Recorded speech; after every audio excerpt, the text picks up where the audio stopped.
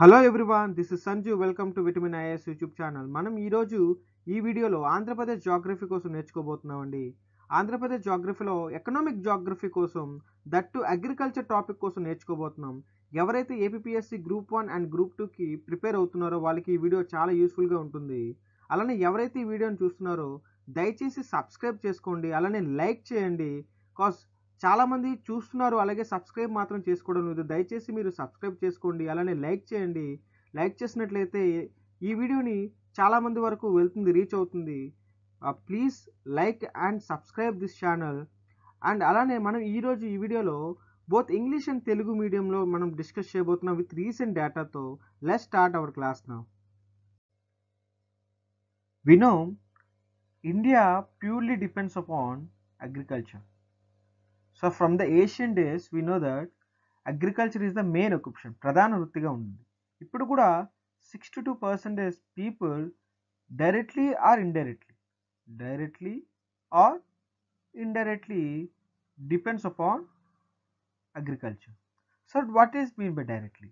So going to the field, మనం పంటల్లోకి వెళ్ళి పండించడం కానీ, లేక వ్యవసాయదారులు ఫార్మర్స్ ఉంటారు, ఫార్మర్ లేబర్స్ ఉంటారు. Okay, they are all depends upon the only agriculture. So that type of occupation, that type of things are called directly depend upon. Indirectly depend upon means here they will not go to the field and they will not work, but because of the result, maybe మన crop చేతికి వచ్చిన తర్వాత food processing ప్లాంట్స్లో పనిచేసేవాళ్ళు, అలానే ఆ food processing మార్కెటింగ్లో చేసేవాళ్ళు. So so many persons who's doing marketing are doing market with the food, that is also depends upon the agriculture only, because food come from the crops only, na? So like that, directly or indirectly they are working for the agriculture. 62% mainly depends upon the agriculture. And here you can see the three sectors here. The agriculture అలానే వ్యవసాయ రంగం అనేది 40% ఉంటే, service సేవా రంగం అనేది 41%గా ఉంది, industries అనేది 19%గా ఉంది. మనం గమనించినట్లయితే 62% పీపుల్ అనేవాళ్ళు అగ్రికల్చర్ మీద డిపెండ్ అయ్యి ఉన్నారు కదా. So it should be having that much of level only నా, but why it is 40 only? Why services occupying more? Services అనేది మనకి అప్ టు డేట్ ఉంటుంది, యాజ్ వెల్ యాజ్ మనకి బ్యాంకింగ్ అన్నా, ఇక్కడ మానిటరీ విషయమ్స్ అన్నా, మానిటరీ అనేసరికి, ఐటీ వచ్చేసరికి, so it is all are costly things. అంటే జీడిపిలో ఎక్కువగా ఉండడానికి కారణం. అండ్ ఒకటి గుర్తుపెట్టుకోండి, ఒక రైతు ఒక ఎకరంలో సంవత్సరం మొత్తం కష్టపడితే హార్డ్లీ హీ విల్ గెట్ ఒక ఒక ఫర్ ఎగ్జాంపుల్ ఒక 2 lakh రూపీ అనుకుందాం, 2 lakh రూపీస్ అనుకుందాం. అదే ఒక పర్సన్ ఒక టెక్కి ఒక ఇన్వెస్ట్మెంట్ చేసి ఒక షేర్స్లో ఒక 2 lakh రూపీ పెట్టి 1 year ఆగిన తర్వాత it can be happen 20 lakhs or 20 crore, it depends upon the market. So సర్వీసెస్లో అలా ఉన్నాయన్నమాట. That's why it is having more turnover, okay, comparatively agriculture. That's why it's having more percentage. You can see here services having 41%. And we know very well agriculture లో main మనకి 3 types of crops ఉంటాయండి. First one వచ్చేసరికి kharif, second one వచ్చేసరికి rabi, third one వచ్చేసరికి జాద్. So ఖరీఫ్కి వచ్చేసరికి mainly మనకి బాగా గుర్తుపెట్టుకోవాల్సిన విషయం ఏంటంటే జూన్ టు సెప్టెంబర్ మనకి ఉండడం జరుగుతుంది, ఒకసారి అక్టోబర్ వరకు కూడా ఉండడం జరుగుతుంది. The main thing is happening in the kharif is paddy, అలానే జోవా, అలానే bajra, ground nuts, sesame, cotton. So like that కొన్ని గ్రీన్ గ్రామ్స్, రెడ్ గ్రామ్స్ అవన్నీ కూడాను ఈ ఖరీఫ్లో ఉంటుంది. మెయిన్ ఏంటంటే మనం గుర్తుపెట్టుకో ప్యాడీ అండి. So next one is rabi. So rabi అనేసరికి అక్టోబర్ టు ఏప్రిల్ వరకు ఉంటుంది అనమాట. అక్టోబర్ టు ఏప్రిల్ వరకు ఉంటుంది. సో మెయిన్ క్రాప్స్ వచ్చేసరికి wheat, barley, like Bengal grams, pulses, potato. So these can be rabi crops.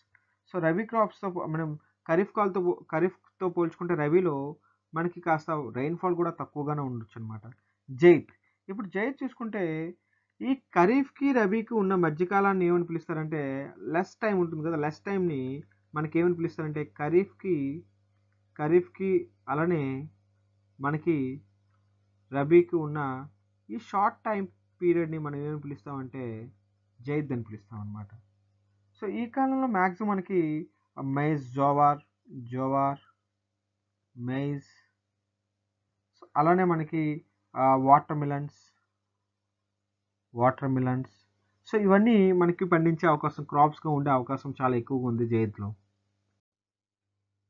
అలానే ల్యాండ్ యుటిలైజేషన్ చూసుకుంటే మన ఆంధ్రప్రదేశ్‌లో నియర్లీ 162.97 లాక్ హెక్టార్స్ అయితే ఉండడం జరుగుతుందండి. You can see here 162.97 lakh hectare అయితే ఉండడం జరుగుతుంది.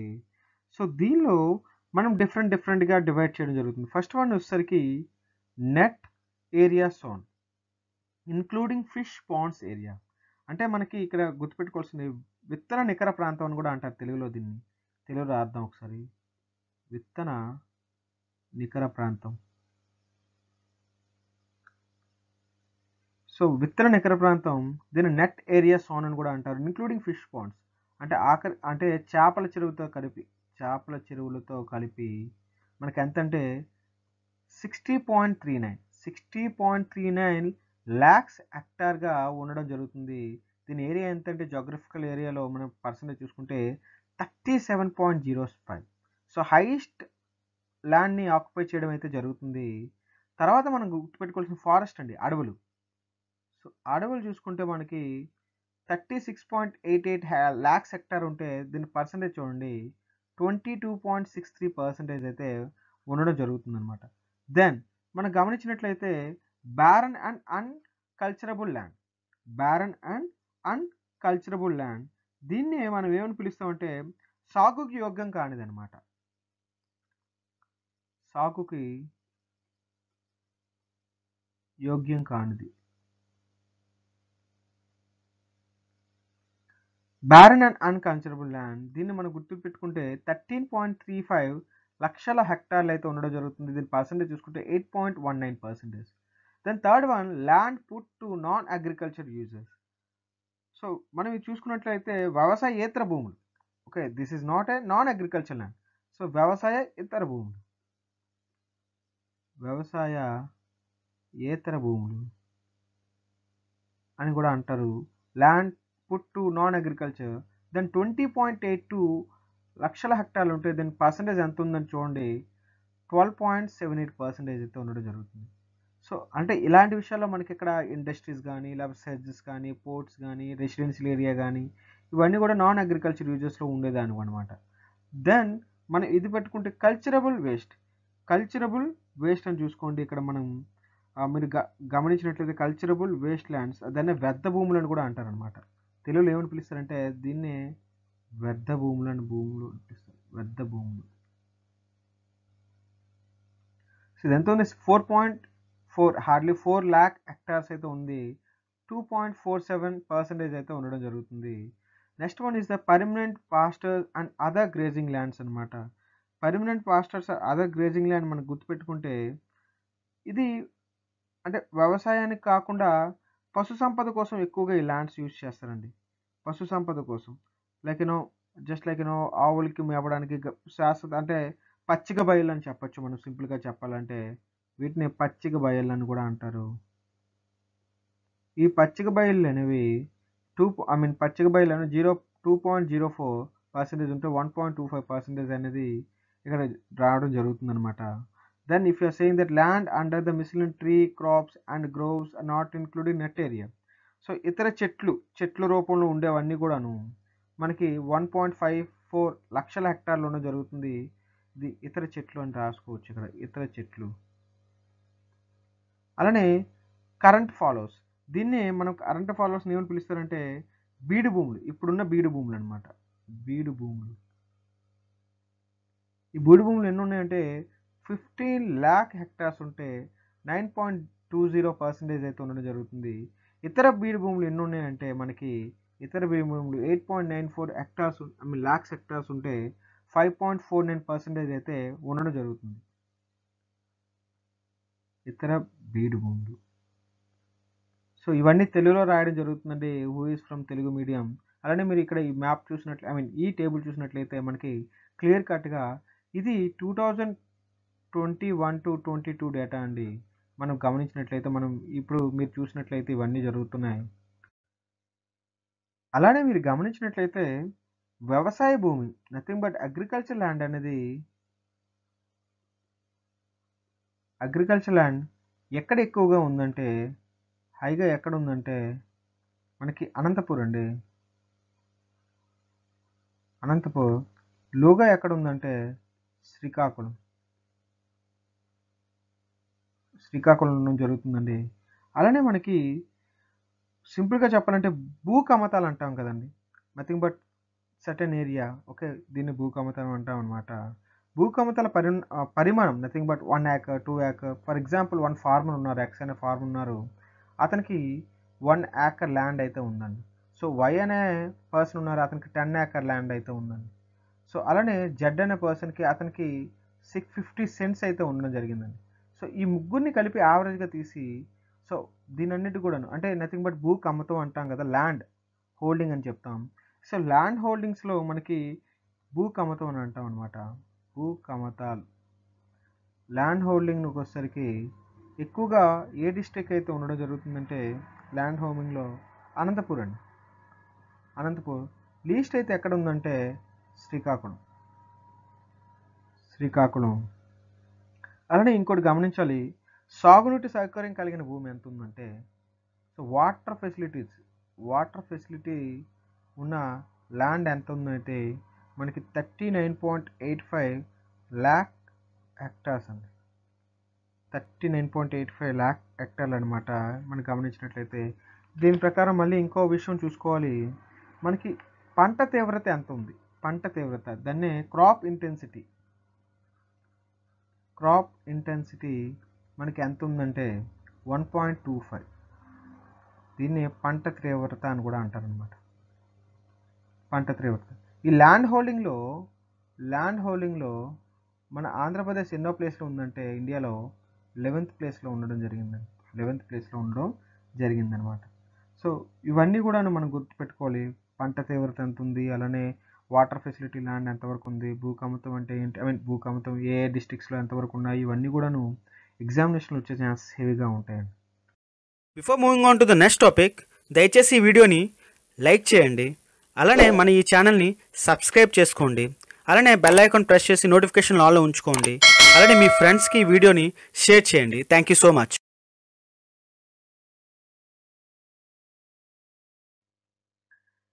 ఇప్పుడు మీరు గమనించినట్లయితే అగ్రికల్చర్ జోన్స్ అండి. అగ్రికల్చర్ జోన్లో ఫస్ట్ వన్ వచ్చేసరికి నార్త్ కోస్టల్ జోన్. ఈ నార్త్ కోస్టల్ జోన్ని మనం ఏం పిలుస్తామంటే ఉత్తర కోస్తా మండలం అని అంటాం అనమాట. ఉత్తర కోస్తా మండలం. సో దీనికి ఏ డిస్ట్రిక్ట్స్ యాడ్ అయి ఉంటాయి అంటే శ్రీకాకుళం, విజయనగరం, విశాఖపట్నం అండి. After doubling you can say that అక్కడ మన్యం డిస్ట్రిక్ట్ కావచ్చు, విశాఖపట్నం, అల్లూరు సీతారామరాజు డిస్ట్రిక్ట్ కూడా రావడం అయితే జరుగుతుంది అనమాట. ఉత్తర కోస్తా మండలానికి మెయిన్ అక్కడ ఉన్న head quarters nothing but head quarter office ఎక్కడ ఉంటుందంటే అనకాపల్లి అండి.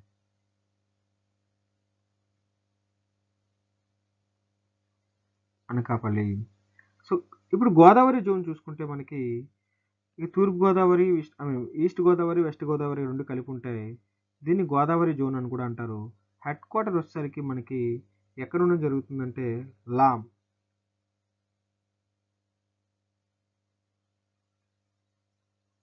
అంటామండి. సో ఇప్పుడు చూసుకుంటే కృష్ణా డిస్ట్రిక్ట్ అండి. కృష్ణాలో వచ్చేసరికి కృష్ణా, గుంటూరు, ప్రకాశం, ఇది కూడా హెడ్ క్వార్టర్స్ ఎక్కడ ఉంటాయి అంటే లామ్లోనే ఉండడం జరుగుతుంది.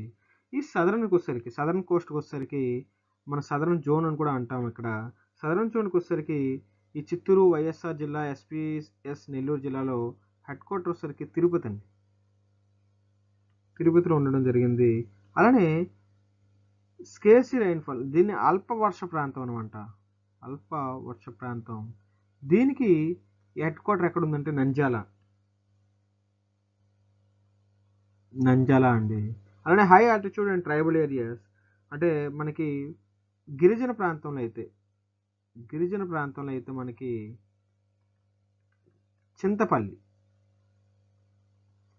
చింతపల్లి అనే ఏరియాలో మనకి హెడ్ క్వార్టర్స్ అయితే ఉండడం జరిగింది.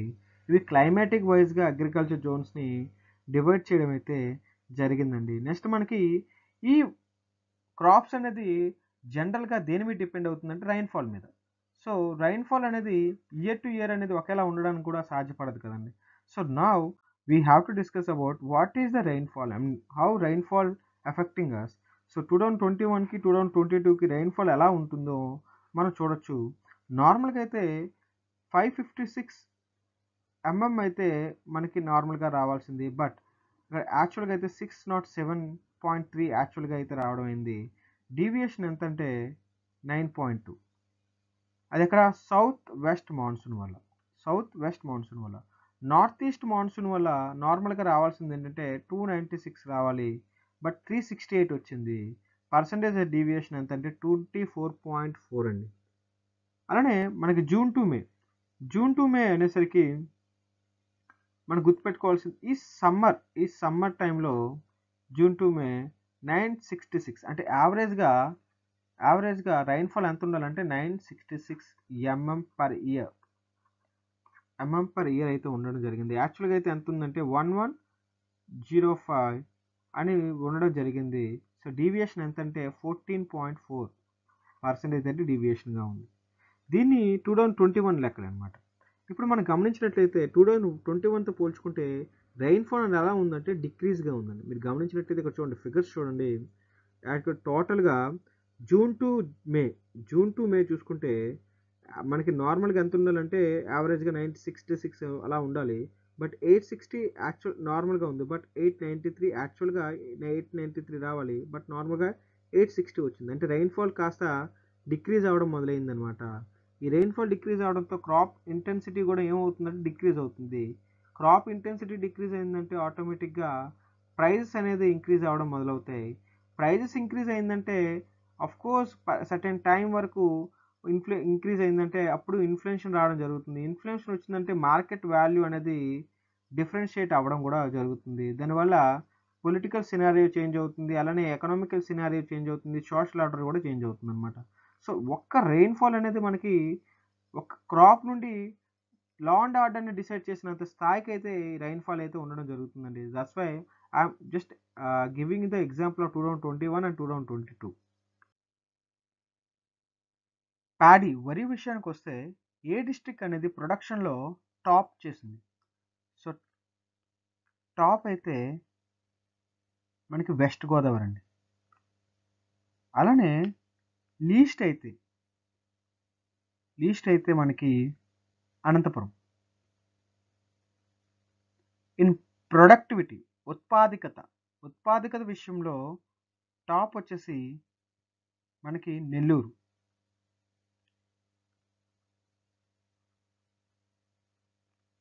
అలా లీస్ట్ వచ్చేసరికి మనకి విశాఖపట్నం. అలానే ఏరియా వైజ్ చూసుకుంటే టాప్ వచ్చేసరికి వెస్ట్ గోదావరి, అలానే లీస్ట్ వచ్చేసరికి అనంతపురం. సేమ్ లైక్ మనం మొక్కజొన్న చూసుకుంటే మొక్కజొన్నలో టాప్ వచ్చేసరికి ప్రొడక్షన్ వైజ్గా టాప్ వచ్చేసరికి గుంటూరు, అదే లీస్ట్ వచ్చేసరికి నెల్లూరు. ప్రొడక్టివిటీలో టాప్ వచ్చేసరికి గుంటూరు, లీస్ట్ వచ్చేసరికి విశాఖపట్నం. సేమ్ లైక్ ఏరియాలో టాప్ వచ్చేసరికి కార్న్ విషయంలో గుంటూరు, లీస్ట్ వచ్చేసరికి నెల్లూరు. సేమ్ లైక్ దట్ ఇప్పుడు వీట్ అండి. మొక్కజొన్న చూసాం, అలానే ప్యాడీ చూసాం. ఇప్పుడు మనం వీట్ గోధుమలో మనకి టాప్ వచ్చేసరికి ఒక డిస్ట్రిక్ట్ అయితే ఉందండి, అనంతపురం.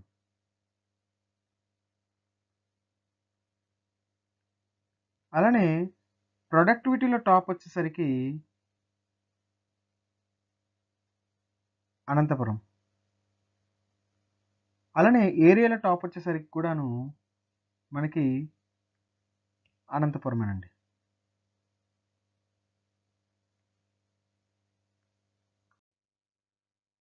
అదే మనం జోవర్ జొన్నల విషయంలోకి వస్తే ప్రొడక్షన్లో టాప్ వచ్చేసరికి గుంటూరు, లీస్ట్ వచ్చేసరికి చిత్తూరు.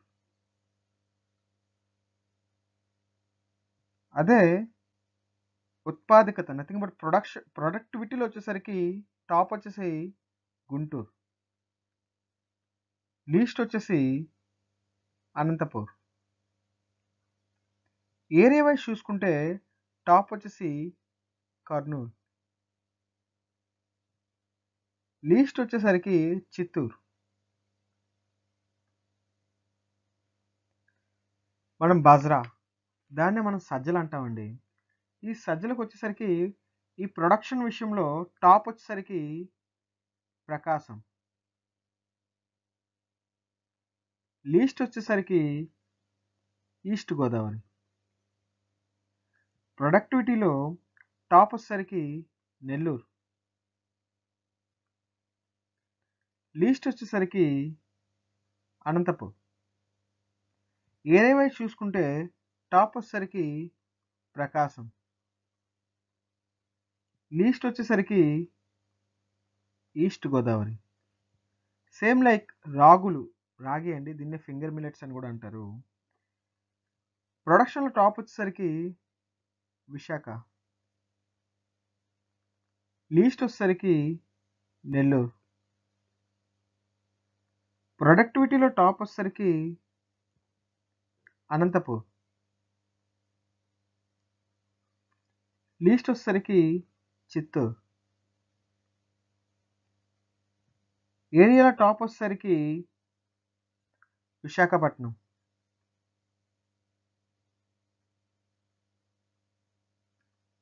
లీస్ట్ వచ్చేసరికి Kadapa. In matter of Bengali grams దాన్ని శనగలు అంటామండి. ప్రొడక్షన్లో టాప్ వచ్చేసరికి కర్నూలు, లీస్ట్ వచ్చేసరికి శ్రీకాకుళం. ప్రొడక్టివిటీలో టాప్ వచ్చేసరికి గుంటూరు, లీస్ట్ వచ్చేసరికి అనంతపురం. అలానే ఏరియా వైజ్ చూసుకుంటే టాప్ వచ్చేసరికి కర్నూలు, లీస్ట్ వచ్చేసరికి శ్రీకాకుళం. అలానే కందులండి, దాన్ని రెడ్ గ్రామ్స్ అని అంటాం. ప్రొడక్షన్లో టాప్ వచ్చేసరికి ప్రకాశం, లీస్ట్ వచ్చేసరికి కడప. ప్రొడక్టివిటీలో టాప్ వచ్చేసరికి గుంటూరు, లీస్ట్ వచ్చేసరికి నెల్లూరు.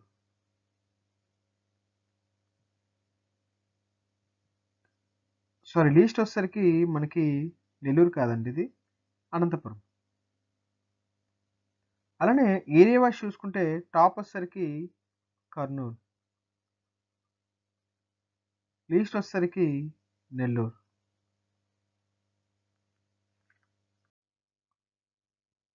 బ్లాక్ గ్రామ్ విషయంలో దీన్ని మినుములు అంటామండి తెలుగులో. బ్లాక్ గ్రామ్ విషయంలో టాప్ వచ్చేసరికి కృష్ణ, లీస్ట్ వచ్చేసరికి అనంతపురం. ప్రొడక్టివిటీలో టాప్ వచ్చేసరికి కర్నూలు, లీస్ట్ వచ్చేసరికి ఈస్ట్ గోదావరి. అలానే ఏరియా వైజ్ చూసుకుంటే టాప్ వచ్చేసరికి కృష్ణ, లీస్ట్ వచ్చేసరికి Anantapur. Same like that green grams అండి, వీళ్ళనే ఏమని పిలుస్తారంటే పెసలని కూడా పిలుస్తాం అనమాట. ప్రొడక్షన్లో టాప్ వచ్చేసరికి గుంటూరు, లీస్ట్ వచ్చేసరికి చిత్తూరు. ప్రొడక్టివిటీలో టాప్ వచ్చేసరికి గుంటూరు. లీస్ట్ వచ్చేసరికి ఈస్ట్ గోదావరి. అలానే ఏరియా వైజ్ చూసుకుంటే టాప్ వచ్చేసరికి గుంటూరు, లీస్ట్ వచ్చేసరికి Chittoor. When it comes commercial crops, first one చెరుకు అండి, షుగర్ కేన్. షుగర్ కేన్ ప్రొడక్షన్లో టాప్ వచ్చేసరికి చిత్తూరు, లీస్ట్ వచ్చేసరికి అనంతపూర్. అలానే ప్రొడక్టివిటీలో టాప్ వచ్చేసరికి కర్నూలు, లీస్ట్ వచ్చేసరికి వైజాగ్. ఏరియా వైజ్ చూసుకుంటే టాప్ వచ్చేసరికి విశాఖపట్నం, లీస్ట్ వచ్చేసరికి అనంతపూర్. సేమ్ లైక్ కాటన్ అండి, పత్తి ప్రొడక్షన్లో టాప్ వచ్చేసరికి గుంటూరు, లీస్ట్ వచ్చేసరికి చిత్తూరు. అదేవిధంగా ప్రొడక్టివిటీలో టాప్ వచ్చేసరికి గుంటూరు, లీస్ట్ వచ్చేసరికి అనంతపూర్. ఏరియా వైజ్ చూసుకుంటే టాప్ వచ్చేసరికి కర్నూలు, లీస్ట్ వచ్చేసరికి చిత్తూరు. సేమ్ లైక్ పొగాకు అండి, టొబాకోలో ప్రొడక్షన్లో టాప్ వచ్చేసరికి ప్రకాశం, లీస్ట్ వచ్చేసరికి కడప. ప్రొడక్టివిటీలో కృష్ణా టాప్గా ఉందండి, లీస్ట్ వచ్చేసరికి అనంతపూర్. అలానే ఏరియా వైజ్ చూసుకుంటే టాప్ వచ్చేసి ప్రకాశం అండి, లీస్ట్ వచ్చేసి కడప.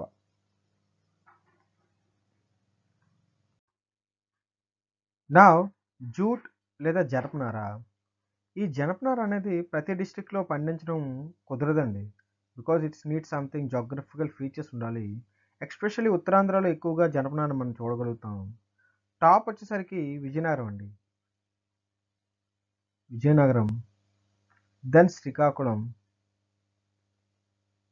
దెన్ వెస్ట్ గోదావరి,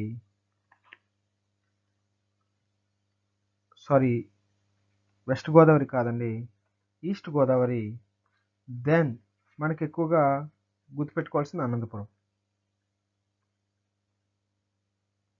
ఈ 4 డిస్ట్రిక్ట్స్లో మాత్రమే మనకి ఈ జూట్ అయితే పండడం అయితే జరుగుతుంది. అలానే మనకి ఆనియన్స్ అండి, ఆనియన్స్లో ప్రొడక్షన్లో టాప్ వచ్చేసరికి మనకి కర్నూలు అండి, ప్రొడక్షన్లో టాప్ వచ్చేసరికి మనకి కర్నూలు ఎక్కువ ఉంటుంది, తర్వాత కడప ఉంటుంది, తర్వాత అనంతపురం. అలానే మనకి ప్రొడక్టివిటీలో కూడాను మ్యాక్సిమం కర్నూలే ఉంటుందండి. దెన్ ఏరియా వైజ్ చూసుకున్నా కూడా మనకి కర్నూలే ఉండడానికి ఎక్కువగా అవకాశాలు అయితే ఉన్నాయండి.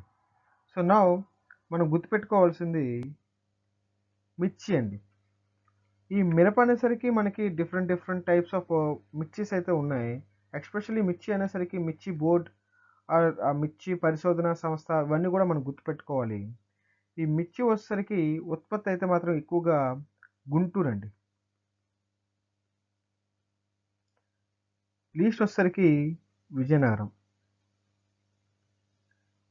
ప్రొడక్ట్ విషయంలో కూడా గుంటూరేనండి,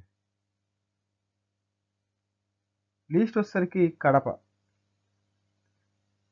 ఏరియా వైజ్ చూసుకుంటే గుంటూరు అండి టాప్ చేస్తుంది, అలానే లీస్ట్ ఏం చేస్తుందంటే కడప.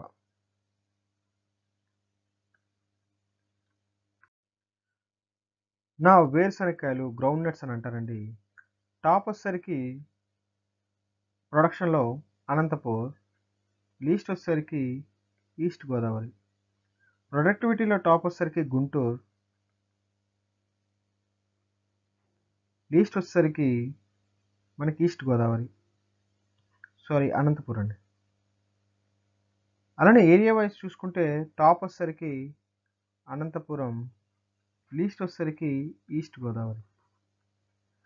నా మనం పామ్ ఆయిల్ గురించి చెప్పుకోవాలండి. పామ్ ఆయిల్ వచ్చేసరికి ప్రొడక్షన్లో మనకి టాప్ వచ్చేసరికి పశ్చిమ గోదావరి అండి, నథింగ్ బట్ వెస్ట్ గోదావరి. ప్రొడక్టివిటీలో కూడా వెస్ట్ గోదావరి ఎక్కువగా ఉంది. అలానే ఏరియా వైజ్ చూసుకున్న వెస్ట్ గోదావరి ఎక్కువగా మనకు ఉందండి. ఇది కూడాను మ్యాక్సిమం అన్ని చోట్ల పండించడానికి జరగదు, because they need some geographical features ఉండాలి. సో దట్స్ వై లిమిటెడ్గా ఉంటుంది. Before going to the next topic, మన విటమిన్ ఐఏఎస్ యూట్యూబ్ ఛానల్లో మనకి Indian society explanation complete syllabus మొత్తం ఫ్రీగా దొరుకుతుందండి. అలానే ఇండియన్ జాగ్రఫీ, అలానే ఆంధ్రప్రదేశ్ జాగ్రఫీ కూడా మనకి ఇక్కడ ప్రతిదీ కూడా క్లాస్ని ప్రొవైడ్ చేయడం జరుగుతుంది.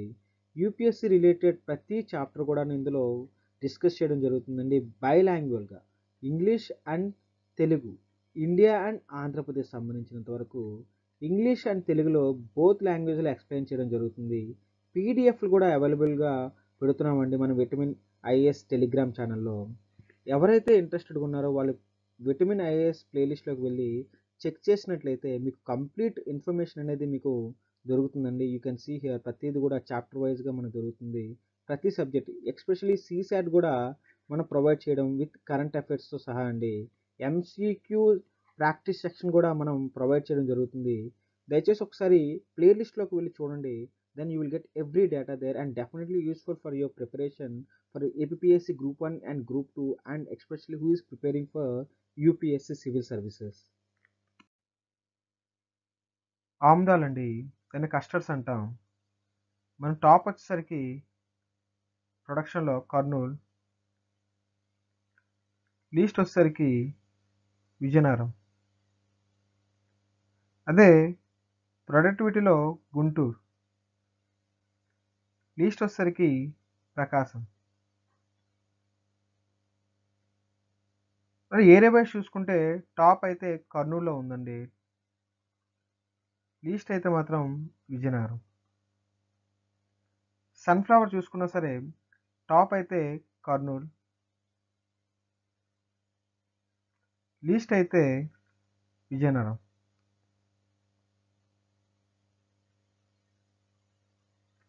ప్రొడక్టివిటీలో మనకి ఇన్ఫర్మేషన్ అయితే లేదండి, బట్ మ్యాక్సిమం కర్నూలు అని చెప్పచ్చు. ఏరియా వైజ్ చూసుకుంటే కడప అనేది టాప్లో ఉందండి, లీస్ట్ వచ్చేసరికి విజయనగరం అయితే ఉంది. అలానే మనం సీసం నువ్వులు చూసుకుంటే టాప్ అయితే కడప అండి, లీస్ట్ అయితే వెస్ట్ గోదావరి. ప్రొడక్టివిటీలో కర్నూలు అండి టాప్, అదే లీస్ట్ అయితే మాత్రం శ్రీకాకుళం. అలానే విస్తీర్ణం చూసుకుంటే విజయనగరం అండి టాప్ అయితే విజయనగరం, బట్ లీస్ట్ చూసుకుంటే వెస్ట్ గోదావరి.